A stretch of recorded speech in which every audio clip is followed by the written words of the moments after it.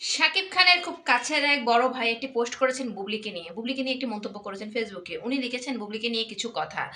বুবলির কোনো সিনেমা আমি আগে দেখিনি, কারণ বাংলা সিনেমা 2010 সালের পর থেকে দেখা বন্ধ করে দিয়েছিলাম, শুধুমাত্র শাকিব আর অপুর মানহান মানহীন বস্তা পচা বস্তি টাইপ সিনেমাগুলোর কারণে। শুধু আমি না, শিক্ষিত রুচিশীল সবাই মুখ ফিরিয়ে নিয়েছিল তখন।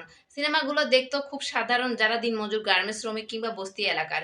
এরপর বুবলি আসলো, সিনেমা গান কিছুটা পরিবর্তন হতে লাগলো, তাও আবার বাংলা সিনেমার ধারের কাছেও যায়নি। বুবলি আর সাকিবের সন্তান প্রকাশ্যে আসার পর মাঝে মধ্যে বুবলির ইন্টারভিউগুলো সামনে আসলে দেখতাম, বিশেষ করে শাহরিয়ার নাজিম জয়ের সাথে বুবলির ইন্টারভিউ কি মিষ্টি দেখতে।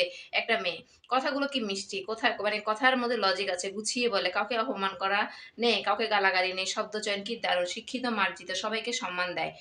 তখন থেকে একটু একটু করে শুরু হয় বুবলির প্রতি ভালো লাগা। ফলো করলাম তাকে। তার ইন্টারভিউ ইন্টারনেটে আসতেই দেখা শুরু করে দেই, কারণ তার কাছে অনেক কিছু শেখার আছে। পরে ফেসবুকে দেখি তাকে নিয়ে একটা পক্ষ ফেসবুকে বস্তি বানিয়ে ইচ্ছামতো নোংরামি শুরু করে দিয়েছে।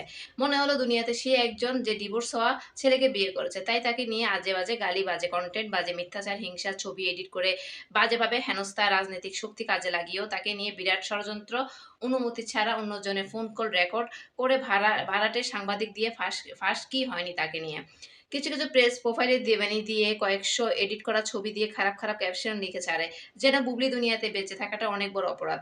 অনেক বড় অপরাধ অন্য নারীর কাছে প্রতারিত হওয়া, পুরুষের পাশে দাঁড়িয়ে তাকে বিয়ে করা। সবচেয়ে কষ্টের বিষয়, সে পুরুষ এখন চুপ, যে পুরুষের জন্য বুবলি রাত দিন 24 ঘন্টা এই অত্যাচার সহ্য করতে হচ্ছে, যার জন্য বিনা অপরাধে আজ সবচেয়ে বেশি কষ্ট পাচ্ছে বুবলি। বুবলি একা এসব নোংরামির শিকার হলে একটা কথা, কিন্তু তা না, বুবলির বাবা মা বোন সহ পুরো পরিবার নিয়ে এই নোংরামিগুলো হচ্ছে। এমনকি ফুলের মতো নিষ্পাপ শিশুকেও তারা ছাড়ে না। এই বিষয়গুলোতে দেখতে দেখতে কখন যে বুবলি আপুর ফ্যান হয়ে গেলাম। কারণ অত্যাচারিত হওয়া মানুষগুলোর প্রতি মানুষের ভালোবাসা আল্লাহ প্রদত্ত, আল্লাহর তরফ থেকে আসে।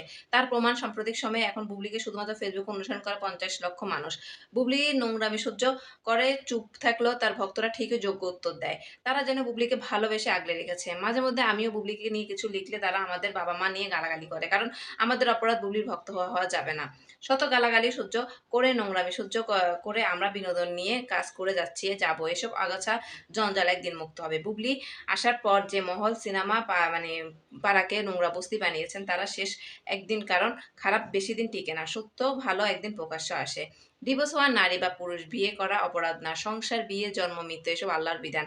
এগুলা নিয়ে ব্যক্তিগত আক্রমণ কাম্য না। বুবলি আপুকে কখনো দেখিনি, সরাসরি দেখা করার ইচ্ছাও নেই। কেবল উনার কাছে শিখেছি কতটা ভদ্র, শান্ত, ভালো এবং ধৈর্যশীল হওয়া যায়, কতটা সহ্য করা যায় বুবলি আপুকে দেখে। এটা কিন্তু পোস্ট করেছে শাকিব খানের একজন বিশ্বস্ত মানে বিশ্বস্ত একজন মানুষ।